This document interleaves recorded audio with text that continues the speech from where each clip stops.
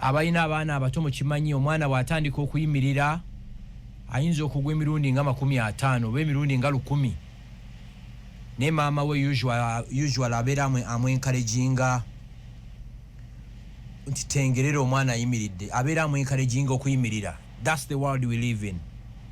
Era kino nkiddamu enkyukakyuka gye weetaaga mu bulamu bwo. Ekigambo kino nkikozesa nnyo naye simanyi oba mukitwala seriously. Teri alireeta nkyukakyuka mu bulamu bwo gwandaba essaawa zino ku TikTok, gwampuliza ku Radio 4 Greater Kampala, Radio 7 Greater Bunyoro Region ne Radio 7 Masaka. Siwe kiri? Sorry, Radio 8. Mulwane mulemereko ku buli kintu kyonna ku nsi kyokola. Bw'oba ovuga taxi givuge nayo taxi ekwewuunye. Bw'oba oli cleaner mu ofisi y'omuntu kola omulimu ogwo n'omutima gumu. Bw'oba ng'oli farm manager olabirira faamu ya muntu labirira ente ezo, enkoko ezo oba embuzi ezo nazo zeewuunye. Bw'obeera musirikale ng'oli asikaali okuuma kizimbe kikuume n'omutima gumu. Bw'obeera musirikale nga bakwasayininga kuuma munene oba omuntu yenna mukuume n'omutima gumu. Omulimu ogwo bwe guggwangawo leke kwekwasa nti oba nnyina kye saakola. Ne mu relationship bwe kiri edda nga tukyakwana. Bw'obeera mu relationship kola buli kintu kyonna ky'olaba nti kyetaagisa okusustaininga relationship eno. Bwe breakinga down oleke kwekwasa nti olina ky'otaakola. Kino kibagamba with experience. Nze ndabye miracles ku nsi kuno buli lw'okola ekintu n'omutima gumu Katonda amaliriza na interveninga himself n'akozinga miracle. Kubanga nze nkakasa teri muntu akola miracle ku nsi kuno okujjako Katonda. Sijina emiyaayu, simanya ba prophet, simanya ba apostle, simanya ba pastor. Tewali muyaayu gwa prophet oba apostle gukola miracle. Era nebaza Jeno Muhoozi Kaine Rugaba ekirowoozo kye waleese nti okuraninga church oyina okuba nga oyina degree. Yes. Ate ne church ezimu tugenda kuziggalawo kubanga church ezisinga kati miyaayu mwe gibbira abantu. Tewali eri afunye miracle mwawaayo ekimu ky'ekkumi. Tekiriyo. Nze miracle zendaba everyday siwangayo kimu kya 10 ndayiranga ntya Mungu era sirikiwa. Ne Katonda nkoledde miracle ze simanyi. Miracle gye sijja kwerabira ze nsonga z'Abanyarwanda. Bannange twatambula mu buli office nga Abanyarwanda bamibwa national IDs ne passports. There is no office mwe tutagenda. Pako omukulembeze w'eggwanga bwe yagamba nti ensonga eno nga nali sigitegeeranga bwete. Nice executive order kati wakyali Munyarwanda ng'oli Munnayuganda mibwa national ID ne passport. Ezo ze miracle zendaba. Era ku bintu ebimu ebinsabizisa President Museveni awangaale Katonda kuuma President Museveni.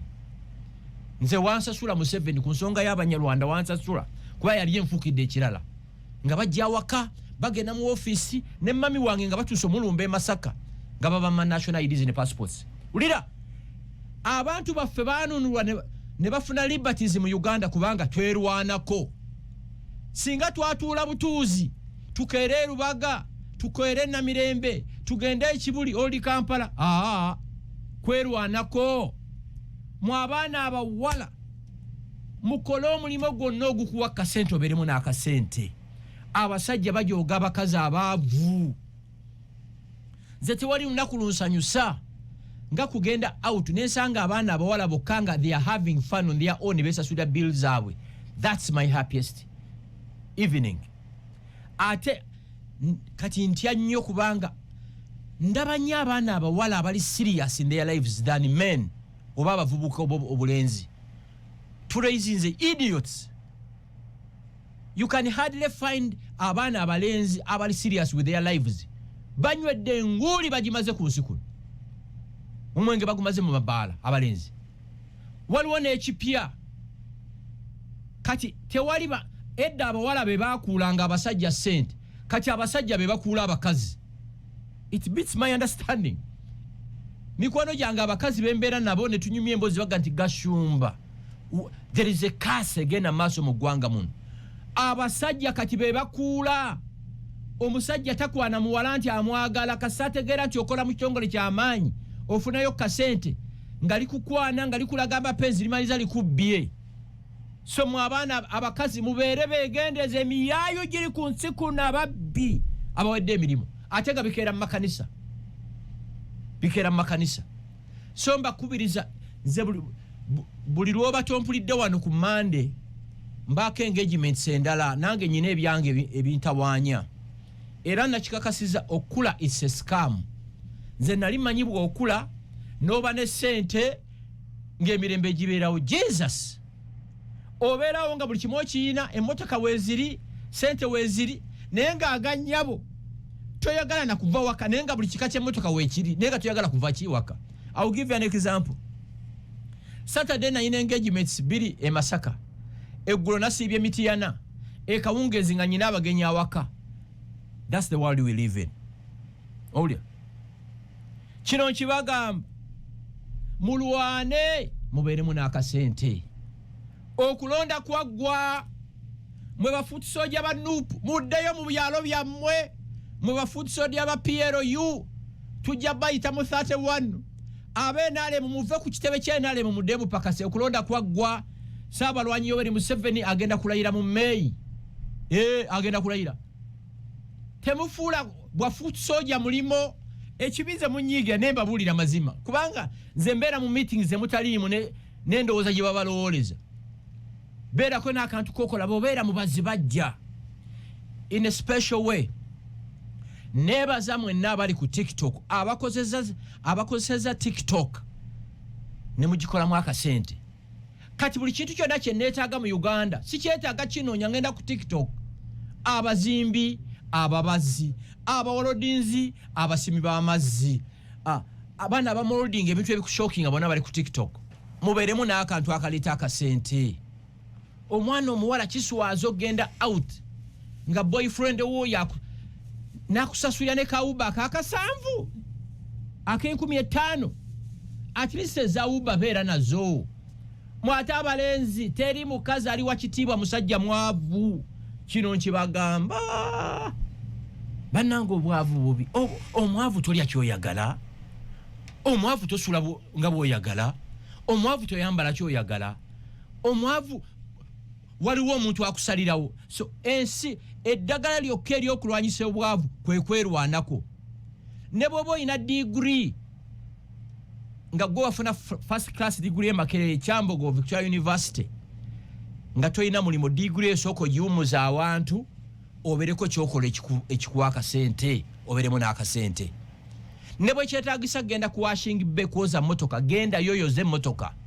You never know one day bana abanene ba government gye bajja okusanga beewunye nti omwana alina first class degree obeera otya ku washing bay. Message eriemu nti tobeera wakambu noonya mirimo gyokka.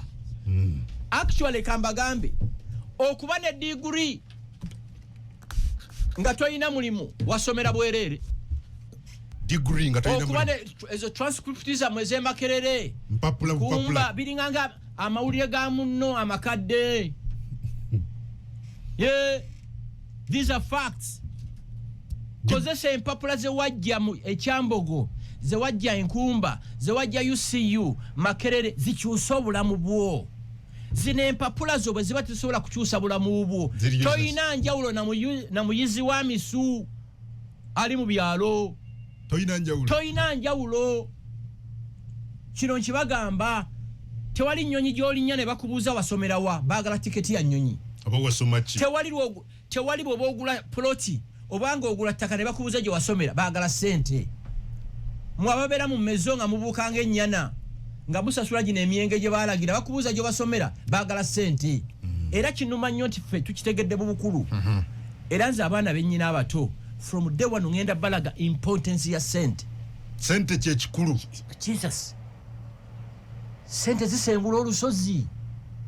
Ssente zisengula olusozi. Gwe tolabayo tractor zisengudde olusozi. Zilwasa yassa. Kitegeera ndowooza. Ssente. From day one abaana balina okukimanya obulungi bwa sente sente zikyusa obuki obulamu bwaffe makanisa n'ebyamagero tebiriyo ebyamagero tebiriyo tewali kyamagero kiva mu kanisa tekiriyo nze ebyamagero byenfuna buli lunaku mbijja mu kanisa ate bana bajja nga bawenyera ne baddayo nga tebiriyo abo bonna babapanga bupanzi bafuna obusajjasajja ne bakagwe genda ozanye bwotyo ogw'ekigo so tokkiririza nti tekiriyo katonda akola ebyamagero batabikola katonda abikola sigina emiyaayu simanya fake prophet nti gayita mu bo no lwaki ayita mu bo babiyita batya man of god nze ndi man of what Gashumba man of what man of god ffenna tuli baana ba katonda kungu nze neesabira katonda nampuliriza essaala zange nganze gwe tubaddewo nga mpa example y'abanyarwanda wano mbadde mpuliriza eyo miracle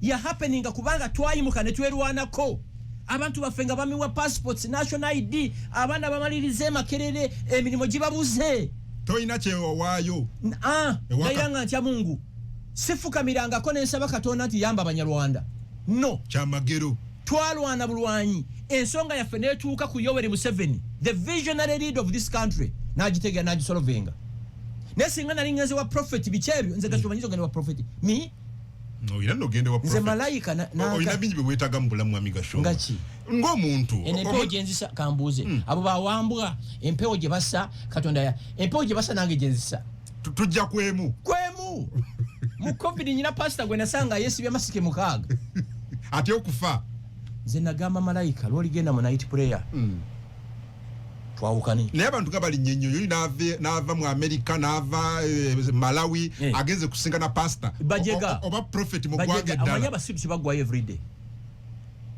everyday tebagwayo nze Gashumba nze ndi mukatoliki nze ndi werubaga kubanga ye church mwe nazaalibwa era mwe ndiziikibwa okitegeera kankubuuzemu ekibuuzo tewali bakatoliki ba billionaires there are very many tewali basiramu ba billionaires very many tewali banglikani ba billionaires very many obugagga babujjamu obo bukyaki bw'abano ng'oli bitter kubanga they are misleading a generation era Muhoozi kane Lugaba bwe yavuddeyo ne ngamba Muhoozi ju akitegeeza naye nga lwaki takitegeeza anti akikopa ku kojjaawe Kagame Rwanda tewali nsi bantu bakeera kusaba oba essaala zikola nnyo lwaki Irani ekuba Isirayiri Yesu gyazaalibwa Irani bakuba Isirayiri oba temukimanyi Irani bakuba Isirayiri ekitakubika nno ne basensalinga amawulire tufuna side emu yes bateekawo embeera nti media houses eziri Tel Aviv oba ziri Israel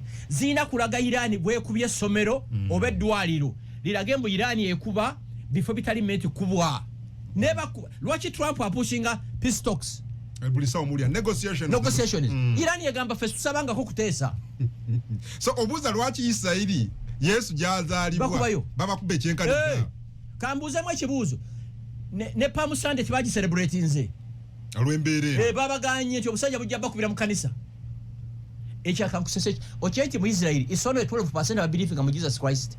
I hear it's a very small, I didn't know the figures, but I hear it's a very because small, you guys don't read. Small percentage. Hey. It's very small. Tebiriyo Gashumba. Wali wazaalibwa bw'amuga nti bujingo oyo mulaba bujingo mukwano gwange nnyo ate muganda wange enjiri ye njagala lwaki eri transformational enjiri ya bujingo eri geared at transforming lives bujingo agamba kera wepakasize oberemu n'akasente labirira family yo oberemu n'akasente bujingo mugana he's a brother and he's a friend era siberangako naye embozi y'okulokoka nejja mwogera ku kwekulakulanya tekiriyo nze bishop wange ye Silvasi Jumba owe Masaka owe Kampala ye ani isemwogerere neno ina buonyiza abo boyogera ko bayita ba fake prophets fake prophets basu kigofu emuka gwenzisa anje bayina amaanyi obuwambu abutiisani abo naawe tamuli kadulawe bajja kusabira essala embi tekiriyo senga nafadda nze ndogeddwa nze gola bandogeddwe bitalogebwa totidde kusindikira fire tekiriyo kati bali kuledio ka fire bali ku kakati onaliranye ongambo kyacho onya kansa nga kyachi yaliranye mo kyale ye mulago nga abantu bafa cancer every day walk into Mulago hospital and heal the sick lwaki obalinda kujja ongamba otya mbowonya kansa nga Cancer Institute yali a few meters from your church tofunanga nakadde genda kubasabira ebyo balimba mwe byekijega naawe Gashumba mimi Gashumba tikiriyo naawe lwaki oga nti owonya kansa owonya abalwadde nga eddwaliro likuli wano mu Mbirizi n'otagendayo tikiriyo ate coffin zenda baawo around there anti ongamba owonya abalwadde naye ate next neighbor wo atunda coffin tata wange yali alinza okumona nona andi kati bali ku radio bambaga fire bakusindikira fire bakusindiki bali ku radio fire tumekese machupo letende ku tubuse ensozo lete enkulukuku tusomose gayanjo lete emigga kungo manyima tuyise ffe nzo manya abantu abakanduga ku nsi kuno esala zabwe tozitidde ziti nyina bansisters banga bankuma mbayita you see nalabye embozo olimbozo gye twakoze ku muguru gwa TV ogumujjo nga ekyalo bali mu kukaayana na kanisa abantu bagaba tuze lwaki otusira kanisa mu residential area twajigoba ebbunga twajigoba waliwo yali agirese omujega twajigoba nga bakira tulekanira dokita ngambye Gashumba you need a bed rest go home and rest kati omujega nga yentira kanisa bwemba ewaffe gaba waliwo St. Rwanga Catholic Church gye tugenda olwe Sunday ate music ayimbwa muri mu church ne neighbor toyinza muwulira lwaki okero tulekanira baba tendereza Katonda fefena na fetu mutendereza nkubuze mu kibuzo President Museveni yaggalawo eggwanga mu biseera bya COVID waliwo church yali ekola music yali gikola twafa twasabiranga waka ne bantu mo bamulitegeera ddi omuntu nagamba take a stick eno ku motoka nti you are protected by the blood of Jesus yenga ina paratuni ya maje mukuma bobo ngamba nti owonye endwadde kati mwe n'abanda besaawa zino njagala muleba pastor abambala reading glasses kati pastor lwaki to hearing amaaso gaago no yambala reading glasses sitegende ngoli okusoma ina okwambala glasses galubindi pastor agamba awonya abalwadde ne pastor na awonya abalwadde amaaso gamulumba bwabasoma Bible ayambala reading glasses. If you cannot heal your own eyes, how can you convince me you can heal? Mbawunya ne bamuzibe no damu no laba pastor kanchidda mulungi ba pastor banji abasoma Bible nga bambadde ki glasses reading glasses naye pastor kugamba wonya bamuzibe yenga tasobola kwewonya maaso ge asome Bible obulungi. Do you get my point? Tebiri ebyo nawe nga omwana we walwala mtwala mu ddwaliro yeye nyini amaaso galwala ageze buli doctor wa maaso galemye okuhiringa ayambala reading glasses naye atagamba mwawonya bamuzibe tebiriyo. That's a contradiction. Lwaki gwe teweewonya nowona n'otambula ng'owonye kati ulira waliwo Jordan angambe kale bino singwa kale Gashumba kale singa police omuvaako nodda ku bino sigwonsalirawo yabamu kufe twakuza mpaka sigwonsalirawo leero nsalawo kyenjagala n'enkya so naawe okkiriziganya ne John Muhoozi John D to regulating amakanisa omuntu okuyitibwa omusumba naye kati ndowooza praise kitegeeza ki mu Luganda praise okutendereza tutendereza ni Katonda si bantu kungu temutenderezanga bantu mutendereze Katonda tendereza omuntu akoledde achenyiza obulamu bwo bwebanga radio 4 ekyusiza obulamu bwo tendereze yakuwa omulimo bwebanga NBS ekyusiza obulamu bwo tendereza clinicalize bwaba mukyala wo impactinze obulamu bwo mutendereze bwaba bawe actually bwaba bawe akyusiza obulamu bwo mutendereze kino kintu kyogera nnyo bw'osooka okutendereza Katonda tendereza bazadde bo owokusatu omumanyi ye muntu akuwa kasente ye muntu akuwa kaki kasente kakyusa buli kintu jagala nkubuli era tuwerabiranga omuntu akyusiza obulamu bwo tomwerabiranga ne bw'ofunanga disagreements naye tomwerabiranga. What is the secret behind this song? Ngaka kukyamudde no kayimba kalungi nnyo eneme badde erinnya It's a good song. Akati bali. You can hardly find such a song in Uganda. Ninesi je nalimo naina waliwo bagita sound baje nali njagala. It's a buzz. Ne banzanyira ennyimba ez'abazungu, ez'aba Nigeria ne banna Uganda. Kati Gaya, he was so technical nangamba. These songs are not mastered ezaffe Uganda. They are not mastered.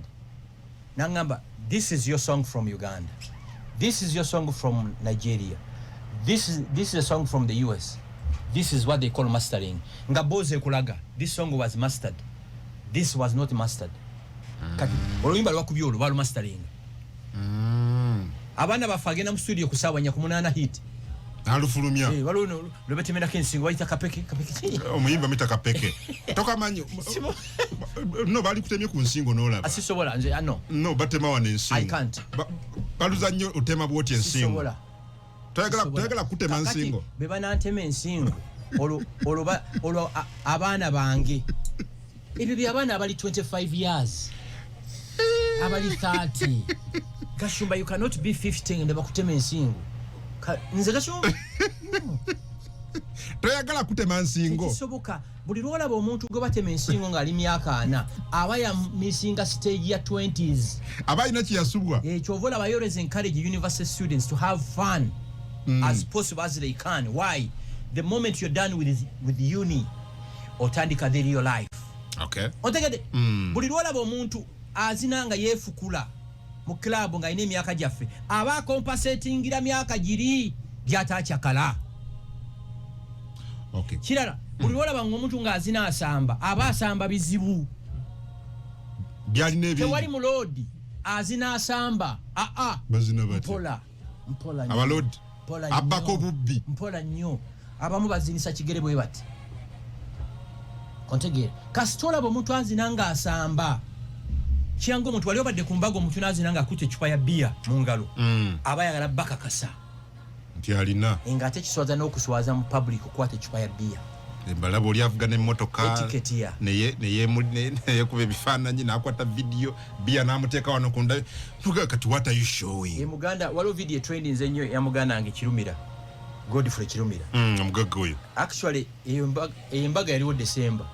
Owe yagambidde nti abantu baavu tebalina Range Rover. Bulijjo nkyogera. Mukyali ku Range Rover. Abaana Nairobi wano balina helicopters. Easter tejja next. Easter si ya week eno. Yeah. Ndagayo omulodi agenda ne helicopter. Mukyalo. Wanti watuga tewali bagagga. Tewali. These are masqueraders.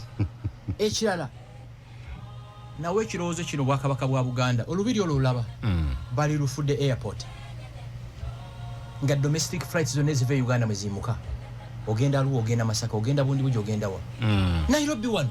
Ogenda Nairobi Jomo Kenyatta airport. Nga abantu bakedde okulinnyennyenya abagenda okukola up country San Believe. Yeah. Regional airports. Yeah. Ne Ethiopia wano. Ethiopia kikambwe. Ne Kigali wano. Regional airports. Otegera ndowooza. Ne Kigali bayina. Yes. Bujesera bike yonna. Otegera ndowooza. Wano kye kitugana. I don't know. Nawe ekirowoozo ekyo Bwakabaka bwa Buganda. Ssaabasajja Kabaka tasula mu lubiri wano. Ssaabasajja Kabaka asiimwe Obwakabaka bwa Buganda bupataninge n'omuntu bazimbewo ekisaawe ky'ennyonyi. Katukeera ne tulinnyo no. Yes. Obogende Mbarara, obogende Hoima, dakika budakika. Ngoyalo kansa kyengamba gende Nairobi ofune morning flight. Ojja kutya regional flights eziri mu Kenya ezitambula obutambuzi. Ntarakiraba nga bw'oyogera ntarakiraba Addis Ababa eyo Bole airport. Erimu section 2. Waliwo eya local flights ne international flights. Yes. Era bwe mujja kubanza jukira mulungi ogwasembayo nalinnya nga ngenda internally. Nalinnya nyonyi kuva Bole ninga ngenda mu region endala. Ogenda Arua. Ne tugenda nga international flights ziri side zeno fezaffe local flights ziri side eri. Era twatugagala we are local international tad local. Ne tuyingira side yaffe section yaffe ne tugenda. Eyo ne tuddera ntuvaamu. Because Bole is situated wakati mu kibuga. Naye kati nfa kyogenda Entebbe nga bw'ogambye. Singa tulina airport awe ne Mengo mulinnya ne mugenda. Kati olaba kati helicopters pangisibwa wano ziri Kajansi. Meaning you have to drive from Nigeria up to Kajansi. Naye wali badde ogabugwi mu lubiri wali. Oba muli bana mufiiriddwa munnammwe mugenda kuziika kisolo nga buli omu aleta milioni 5 abantu banasize milioni aga 2 mugenda kuziika kawungezi nga mukola ki nga mudda wow bebayita abalodi ne wano tewali gwe kungu mwe bannayuganda tuyinza okwogera ebintu bino lwanga okusaaga ne bannange waliwo abantu abalina ssente ku nsi kuno ne wannayuganda sibalaba tulina bagagga wano tewali. These are masqueraders. These are masqueraders. Kuba tuwatandika okudibetinga Range Rovers. Ensi yavaawo dda. Range Rover mu moloka 20 ez'ebbeeyi teriimu. Banemu abamanya by'emmotoka Range Rover rankinga namba ki? Mu bbeeyi. Emmoloka ez'ekiroodi. Kuba wano Uganda tewali mmoloka ya kiroodi. Okay. Wano tulinawo zi Lamborghini. Ssennyingi. Tuzinawo. Tiziraba. Yo nozivugirawo. Kati exposure kati bino betwogedde. Omuntu ali ku stage mu park empya agende Butambala agende Kyamuliibwa agamba ha Gashumba atulimbye ye banka. But these are facts. Oba yagala watakola. Oba tayagala. Well, njagala gina kusonga ya bajeno waliwo ngambe V8. Ezo V8 zamwe. Abu Dhabi bazitemera mu bisagazi byante. Nandiga mubatwalire endiga. V8. Kyekyo nno.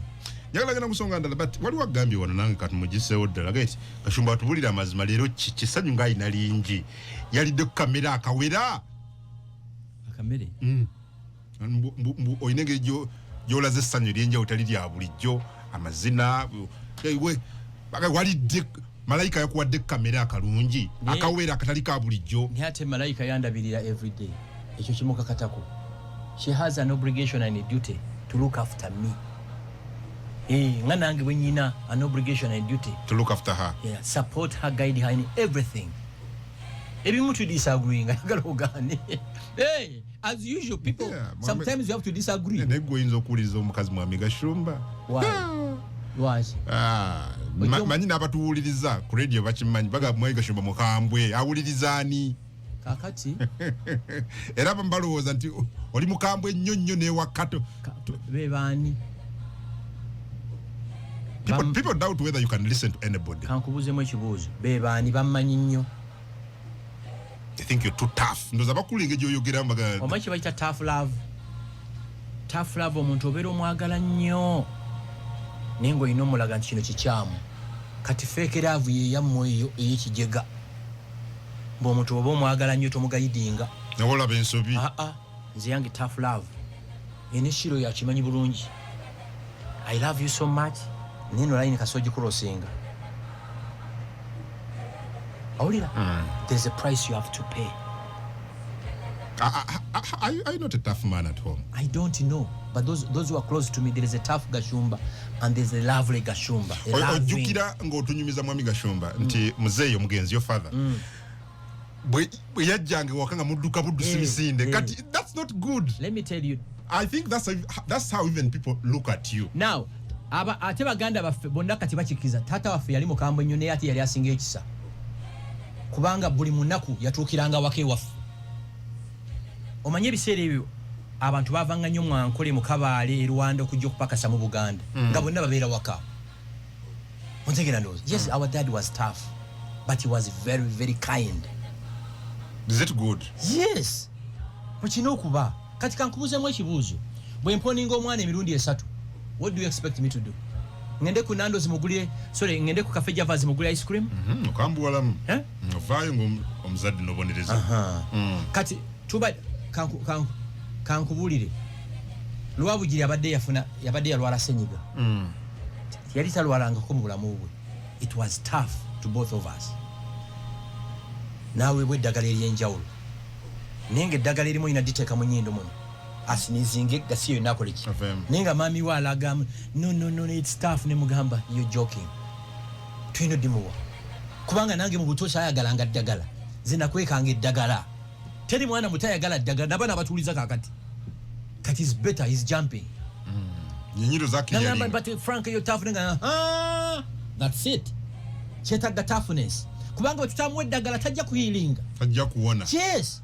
Omukyala yatuwadde eddagala eyo omukyala wa myaka nga 7 teeka eddagala lino mu nnyindo lirya eddagala kungu eminyala ne bwe giba giri mu mugongo givaayo omanyi omwana okunyiza ebintu ebiringanga obuugi nga giri clogged botali muwa bagenda mu admitting emulago oba ensambya kati ani nze naye ani asinga obusanyufu you get it you're all happy because your kid is fine kati ekirala nakugamba mulenge by 9 he must be in bed omwana yebaka okuva ku ssaawa 3 paka 12 kuba ku ssaawa mwayina ogenda okusoma kati mulenge ayinza okuŋŋamba dadi wange tanjagala never samangu yes abakyagala kubeera namwawo no mulenge ava kusomera at 5 between 5 and 9 let him have fun by 9 7 ayina okulya emmere ayina okulaba amawulire ayina okumanya ensi yonna bwekola ki bwetambula otegera ndowooza 9 yebase gye bayita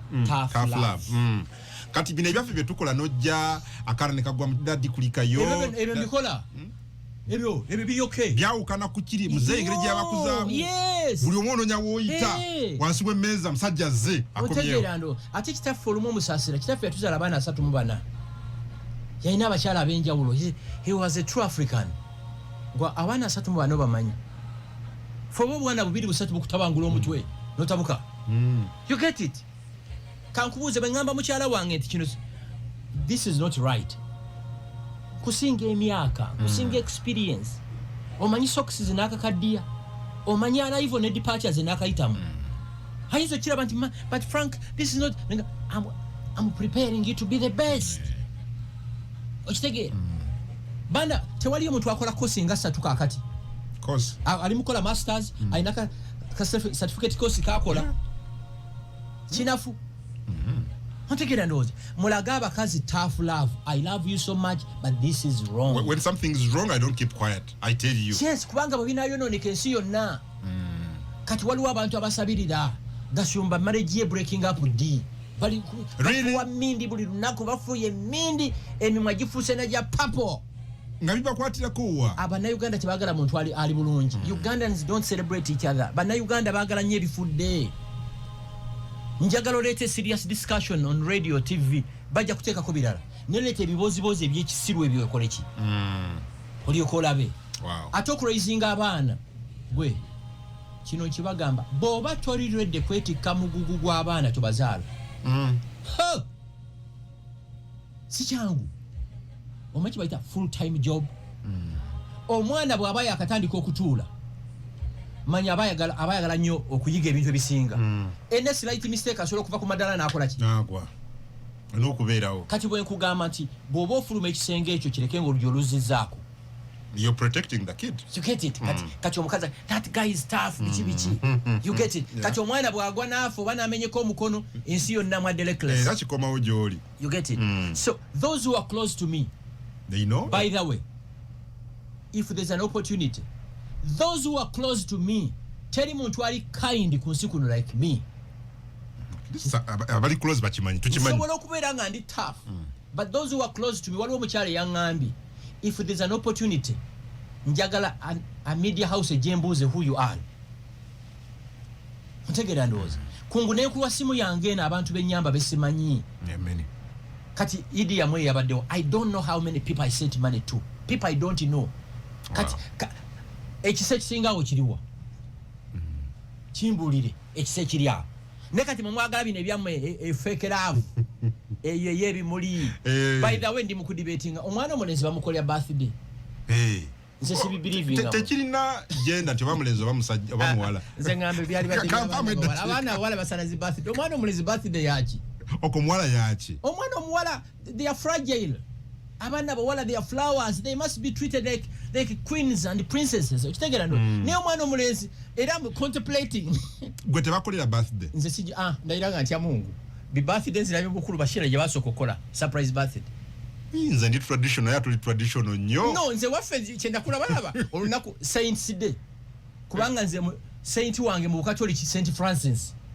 era olwo olunaku nageranga evira nitusabe misa mami n'atusalira enkoko ngeeyo kinakulandaba saints day nze bino birthday nzirabye mu buki mu bukulu okimanyi nze birthday yange bantu baginzijukiza nti lero mazaalibwako kati yange ejja mu gwokutaano Vijimanyi jimanyi 18th May so bine era ndi bukubuuza omwana onamukolera agenda kweza omwaka yajja guweza kyembuuza ndabira ddala kiri weird to be birthday for a boy child. Omwana omulenzi njagala akulenga him akimanyi that he's a lion in the jungle.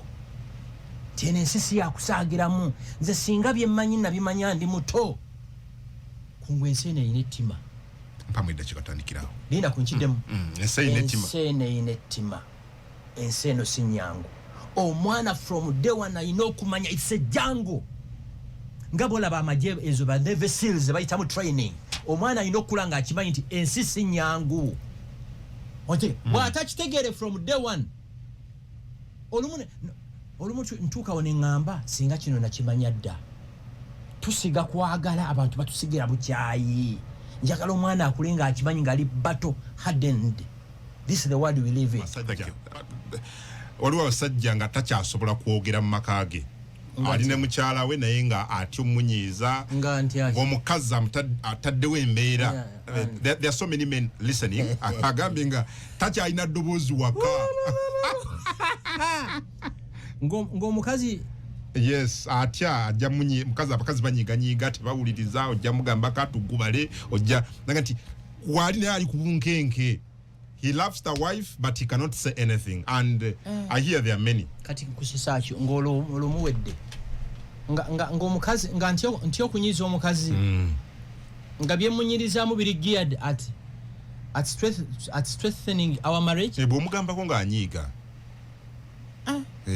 abanga akuyamba okuba naawe era oliyange nti ya abeera mukwe he calculates whatever he says with the wife tekimunyiize. Kati kambuze ekibuuzo bw'oba oyo omusajja agenda kulivinga ku nsi kuno for the next 30 years agenda kulivinga mu bulamu obwo tintya kino tekiriiyo ekyo ekibuuzo sikiwuliranga nako ku nsi kuno. You don't know that there are men who cannot speak at home. Is there with the wife, but ngomukazi ya taking over. Yeah. Nga she's a bully. Yes. Nga noba. Ngonoba. Nga nginde. Tandikwa amakamala. Hey. Hantu onfukidde ekirala. Nga noba. Ngafunga naye afuna omuntu. Nze nyinza okugenda mu byakatanga bino by'okutingana. Ng'otambula. Katanga ali mu ttaka. Si we kiri? Yeah. Yafa. Omukyala wamulabye abaana nabo bali mu kooti nga noba. How about property gye mulina mu mannya gammwe najja nakye Kampala so lekawo amaka ago nga lekawo ate ekyapa nkimulekedde anti jukira muli mannya ate no bazibwa kugobera gy'oli property kungu kino nkyogera ku radio 4 tusiiba mu Kampala ng'etukuba si bwe kiri n'obeera ku highway n'ozuuka n'obuuza driver tutuuseewa n'agamba twakayisa mu Lwera si mu Lwera wano kumpi n'agamba tuyingira 40 owulira olwokugumuse mba njagala nzire yawaka a home amaka kyali badde pinako y'emirembe nga bw'odda waka wali peaceful. Bwe mba wakasobola kufunayo mirembe nja genda wali emirembe. Come again? Bwe mba wakasobola kufunayo mirembe nja genda wali emirembe. There is no way nja okubeera insecure in my own home nga sisobola kubeera at free. Owulira empologoma eyo giraba eziri mu national parks n'eziri mu zoo. Empologoma eri mu zoo eri assured of a meal every day mu budde. Nate yegomba empologoma eri mu national park eri at free range eyeyigira oba bampuliza bantegedde kyendegeeza kidde mutulabe empologoma eri mu zoo Entebe buli lunaku bagiwa ennyama bagula ente ne baziziwa ne zirya naye yegomba eri mu national park lwaki eno eri mu komera eri yeetaaya eri mu komera kisembeze wano mu maka tulabe so mu maka bwe mba amaka sisobola kwetaaya nga siina mirembe mu maka gano nga vaamu nsonga ki ezo tusobola kwogerako tuzirikonsayiringeko bwe ziba zinemeredde tujja kuinvolvinga mu senior people abantu abamaze mu bufumbo myaka aga si bano ba bufumbo bwalema ensobi gye tukola kwe kufuna challenges mu bufumbo ate nga tukonsultinga ba bufumbo bwalema mbera yaga aga yebe okola yo kyeyo lwaki obonya abuziba bwotyo vayo ate no ono ye yegomba kujja mu makaago negwa kulaganga gwali obubye nnyo vana omukazi yepangisa apartment ye oba ennyumba ye yegomba maka ga Gashumba ate ali mu kudiscouraginga mukyalawo oba ali mu discourage tebintu ebyo nabyo olimu bakubonya ontegedde nze mberawo ndabiri omusajja mufeeko ate abakazi bazibu omukazi anoba maka ga kungu nti oli mwenzi I'm just giving an example owulira ate nakwaniwa omusajja ali married namupangisa apartment ontegedde kyerigeza nafuuka side chick yes nanoba maka ga Samola an example mpawo example anoba maka ga Samola mbolo kuba Samola yayenze nate nafuna omusajja omufumbo namupangisiza ki kalumu you get it nze singa nkyafunye a challenge mu marriage yange sisobola ku consulting abantu bali below me abakazi abakulu waliwo couples banze emyaka 7 ensobe gye tukola kwe kufuna ebizibu ne tukonsultinga abatabitegeera ajja kuwa magezi gali awo bwe oyina ebizibu bya Airbus 380 tusobola consulting abavuzi ba boda nekisoboka tekiriyo naye bwe kiba nti omukazi atuuka okunfugira mu maka katonda nzije kunsi you know me someone told me this anagamba he wants it to be shared and I know he's listening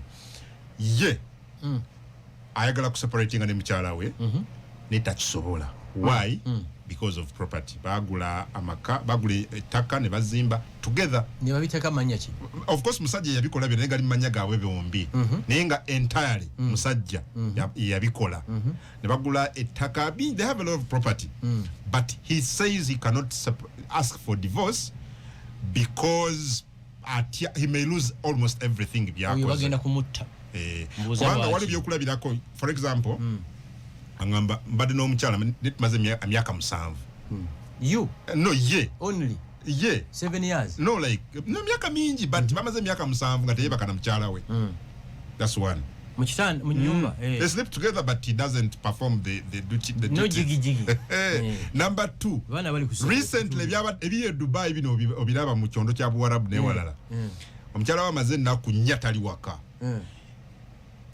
esimu teziriko kakati yabaddawo yageze okulaka WhatsApp mukyala akuba via WhatsApp naga mwami ndi binkwatidde Dubai tuleme nyo tesobola kubuuka kujja naga tolina mu ggwanga mukyala yagenze bweru abeera ali omukyala agenze mu kyalo amukubira tusindika sente z'amafuta tulina abaana mu kyalo wa mama wange siteekako sente z'amafuta amaze ennaku 4 taliiwo yanga navuga ku mmotoka saa 8 ogw'ekiro nga neetamiddwa ne wanga nejje ngenda simanyiiyo yavuga mmotoka saa 8 ogw'ekiro avuga nejje agenda takola ki naga naye nakowadda but I cannot do anything because I fear losing my property onyononedde obudde oyo si musajja kubanga omukazi bw'atuuka n'atasula waka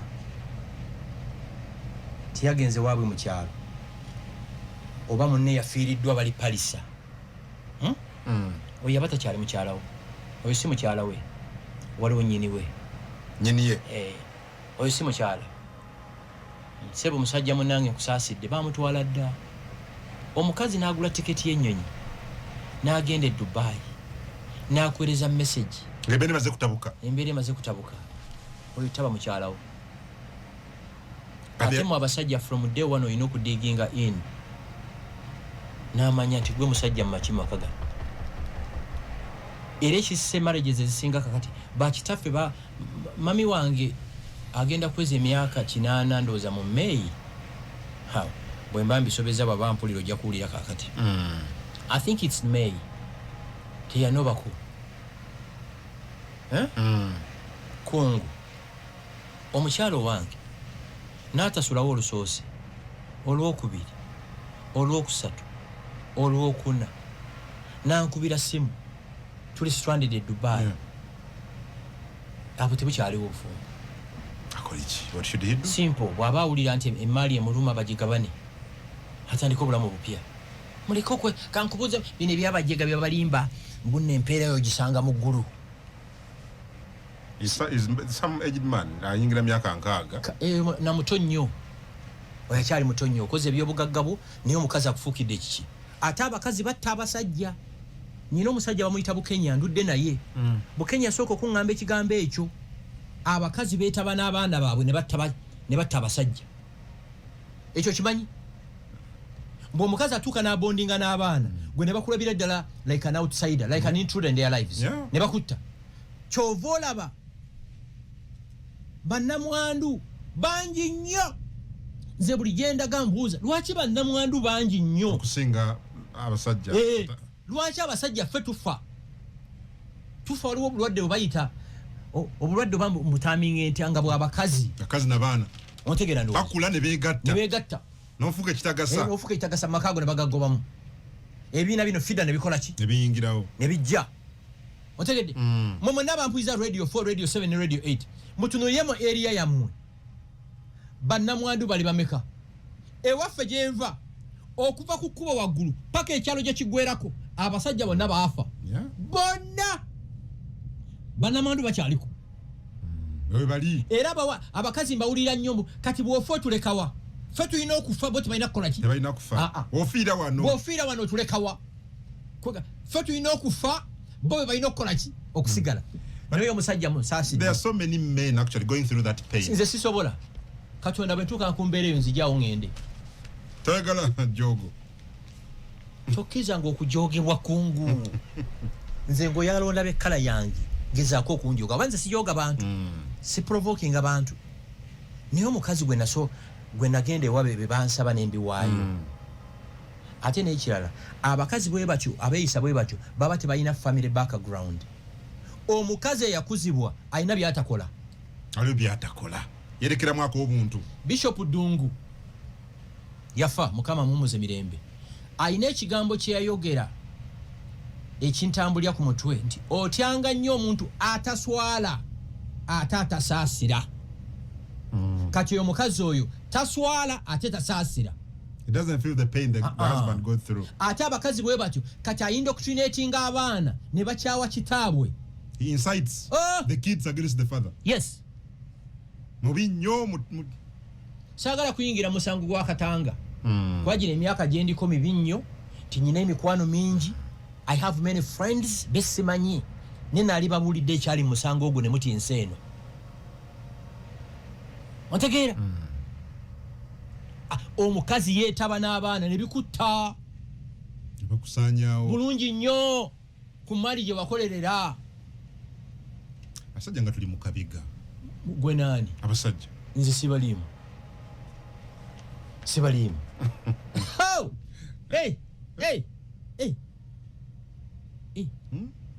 mami wange ali Masaka saamulabako nga ne bwaba wakumala saawa 2 yagenze mikwano gye alina okutegeeza bbaawe ngenze wagundi tulina emikolo gya Biikira Maaliya tulinayo ejje lya Yuda Tadeo omutuukirivu naye omukazi owange n'alinnya ennyonyi n'amala ennaku 4 n'akoma wawaka anti kubanga otya okutuzinga property omache mukola otya ne society mumanyi mutya nnyo society kati babagattira namu ekereziya eraga empeta kano akuuma kano yanga sisobola banatula batya mu church omanyi kana akuuma kano yekomere ekyasinze ne kati fabamu kakano sekagyeko kakati era okagyeko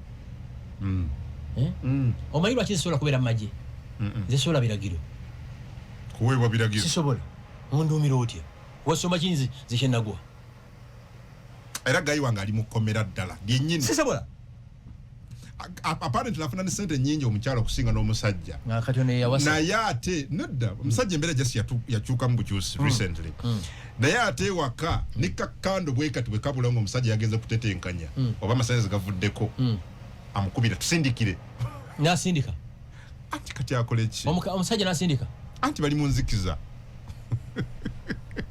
bambi I feel for my guy nja kubuliramu nga tugeze mu break but young guy please help me nze nga nyina emirembe ate nze nyina emirembe young help me ndi bubi nkubulire nze singira nze ninganga musota gukubojja otadde omukono mu kiswa mwe guli zisimi singa dembe lya muntu nange sagala okoleshi toyingirire eryange buli mukola bibyo but I know dembe era bwetuuka timukazi wange agenda nasula mu night prayer nakoma wenkeera omukazi nasinza pastor oba prophet oba apostle okusinga nze genda ofumbirwa apostle ekino kikuluma omukazi bwasinza n'okutendereza pastor we pastor agambye pastor kukikuyisa bingo ng'omwami ngabigambirawo nga Sawuli yako mami wange ngagandi faza yagambye mwami Gashumba nze ndi true African man, a conservative one. Buli omukazi nga atendereza pastor buli kintu kyonna bajjajjaffe kye baakola ne bakitange nkikolera mukyala wange buli kimu nze siri fake master nze ndi musajja mmalayo owulira era naye kyensuubira this woman must praise me. Yes. Not the pastor. No. Not the father.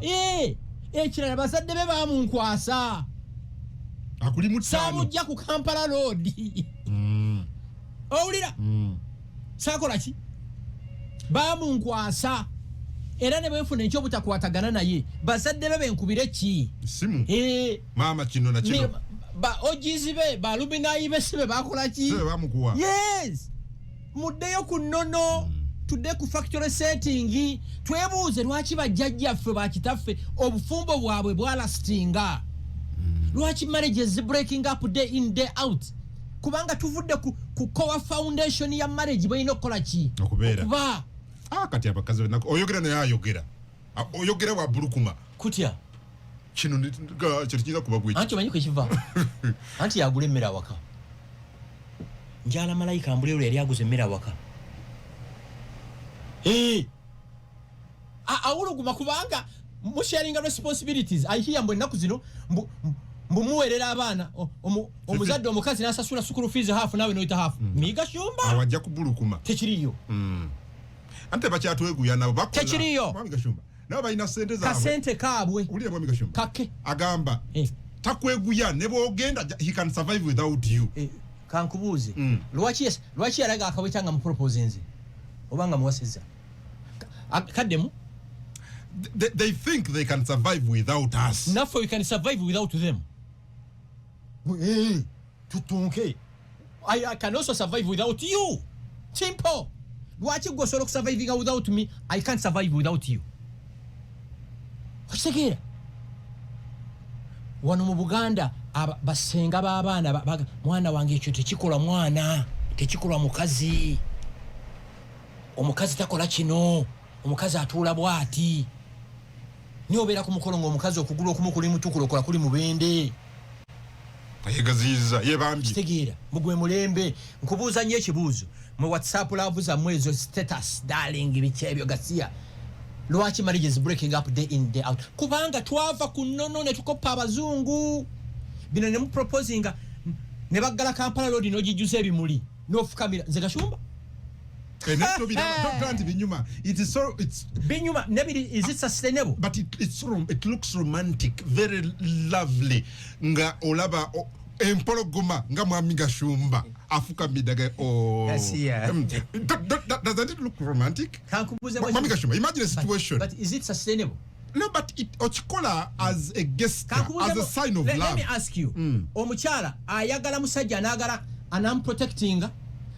protecting abaana be anagala ntinga security we oba amuyire ebimuli but you can do all babuuze call tamasimu this time tokkiza musajja kuba bino byekidongo nenzigalawo Kampala road ne bayiwa ebimuli nefukamira nze Gashumba fukamira omukazi no you can do both malayika namugamba no you can do both sijja kufukamira no osobola sigala ngo provide mwami Gashumba jajjange ebimuli yabirani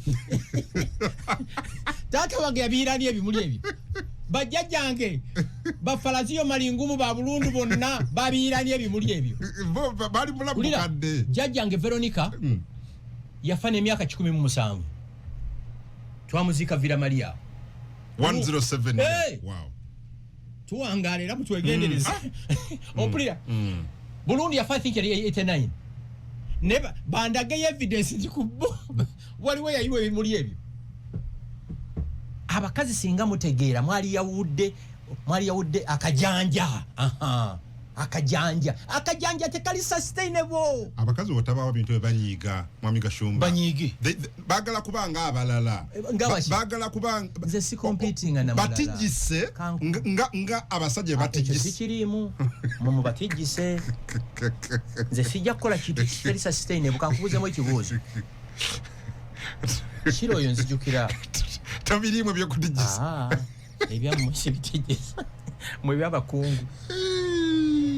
Bino okimanyi kankubuzemu ekibuuzo sisobola kuba na muwala ng'asobola omuweereza kafe javaazi buli lunaku oba KFC okisobola okisobola. Is it sustainable? No, it cannot be sustainable. The moment you started kasita otandika relationship yonna on a fake foundation it will crumble. Wow. The way you start. Yes.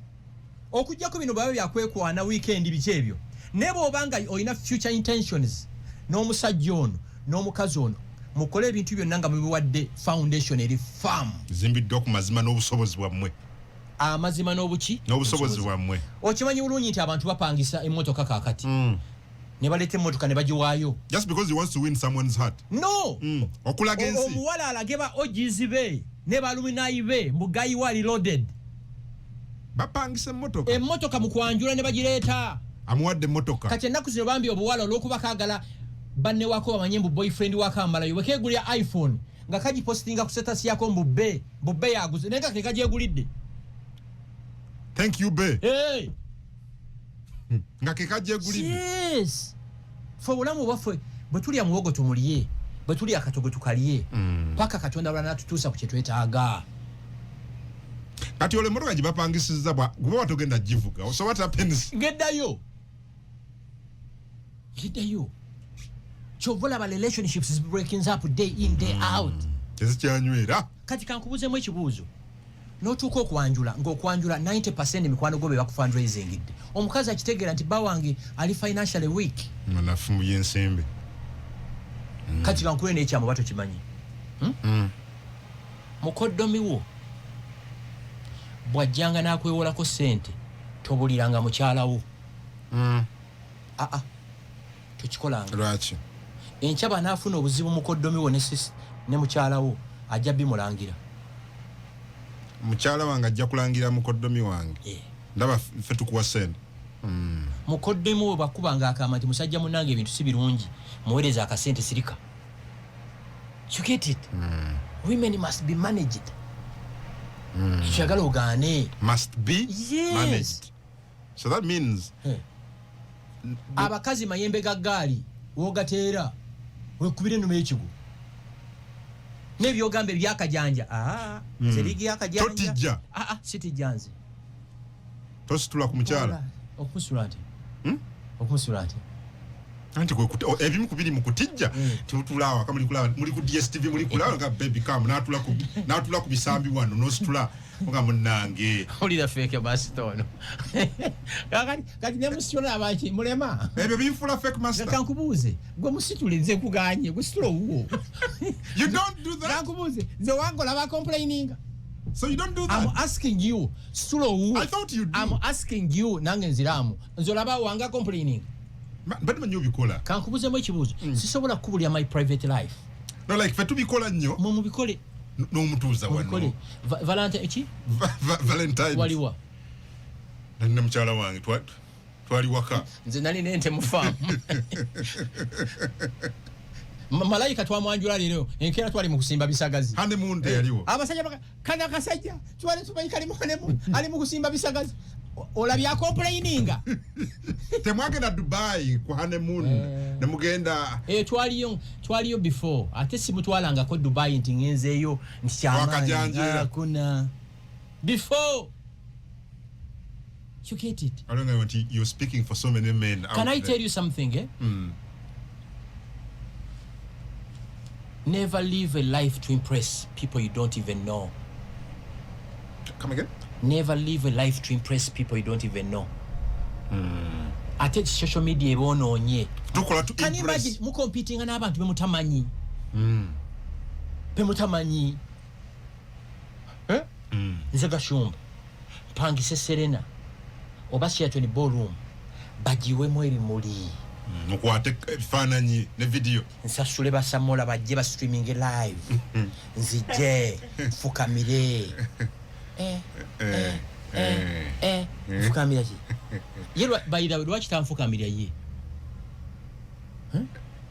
lwaki tamfukamire omanyize kinsinga okwagala lwaki gwa ino kufukamira because you are the one to propose gwa propose and I tell you nze jala respect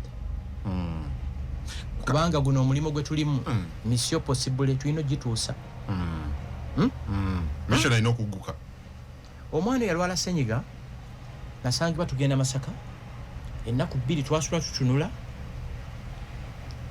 kirungi ne tufuna dokita najja ne tukoma we Kampala samwenda gwa kiro gwe bayita omugugu kati mama w'omwana taliwo yagenze mu mezzo bezonwa ageze kutiguka nga nnyana kubuuka mwe byokutijja obadde ogera ku impressing mbuuzemu ekibuuzo kungumaze ebbanga ki mu Kampala muno osuubira kale abantu batandika okuntegeera nga 27 bameka bazze ne bavaawo bazze ne bagenda many omanyi lwaki sirivinga bulamu ku impressing abantu besimanyi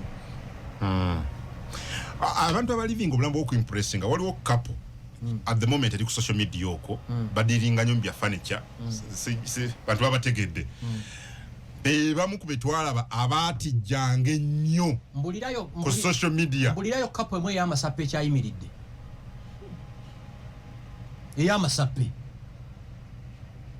mbulirayo abantu abali mu showbiz mu Uganda muno nga bakyayimiridde saagala bamenya mannya abaagwa bonna abantu couple nga bazimbira ku showbiz nga bakyayimiridde omanyi lwaki buli lwobeera mu masappe mu showbiz weekend eno bw'oyambala olugoye luno ng'olina emikola emirala olina oggula olulala n'engatto ndala na buli kimu ne saluuni ndala tosobola kulivinga tekiri sustainable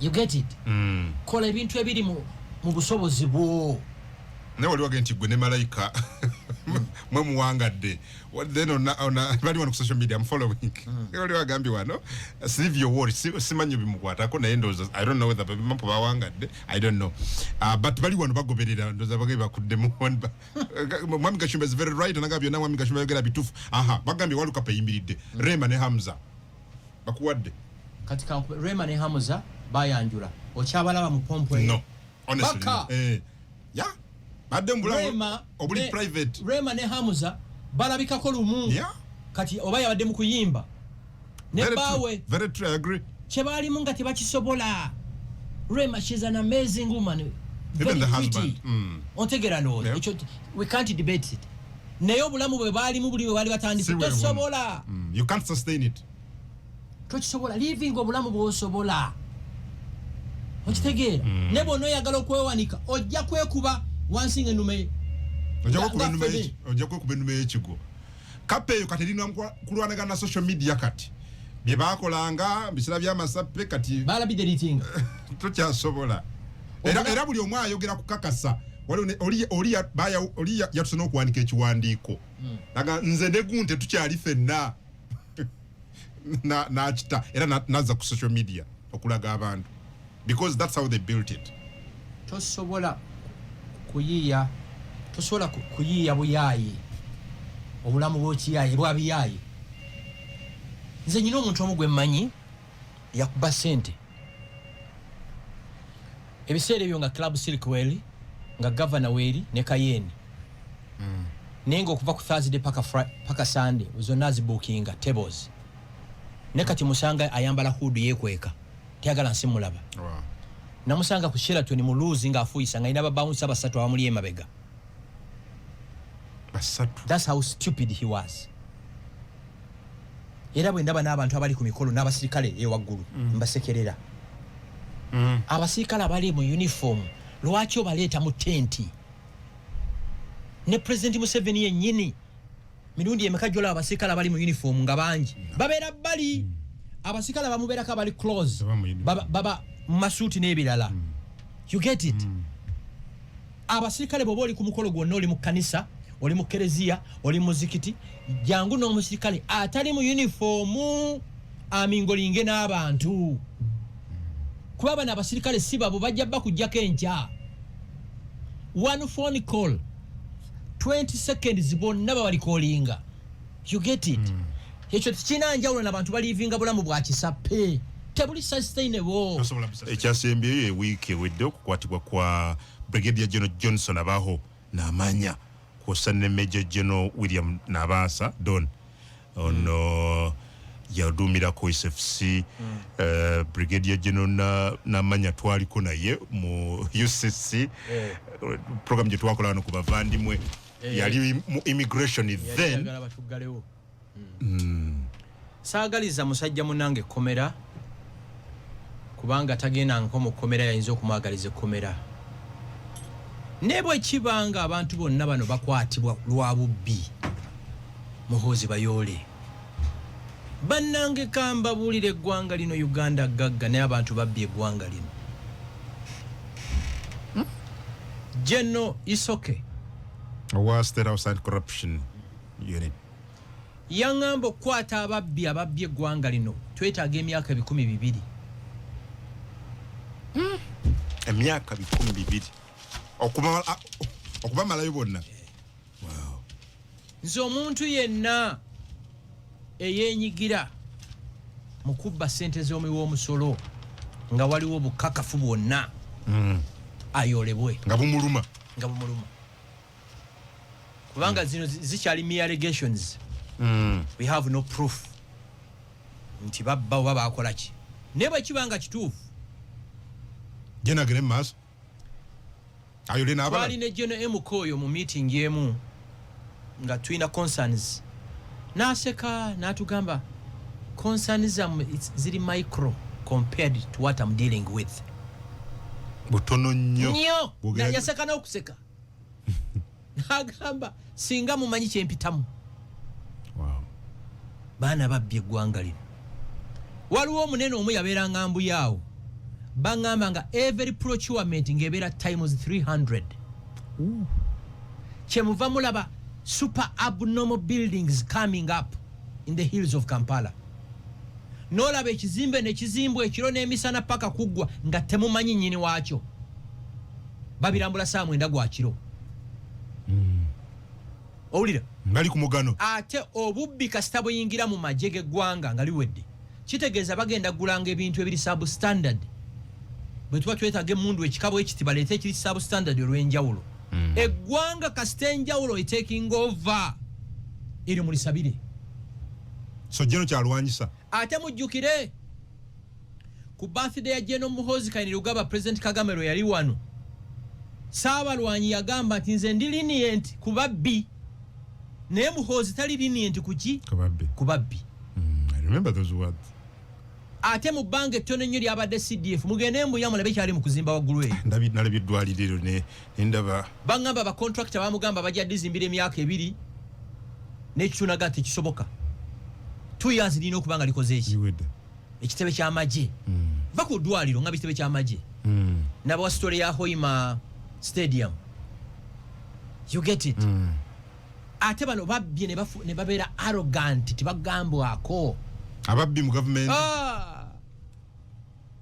Abantu babbye eggwanga lino. Tebagambwako. Bali arrogant. Sente balowooza ze zirunning eggwanga lino.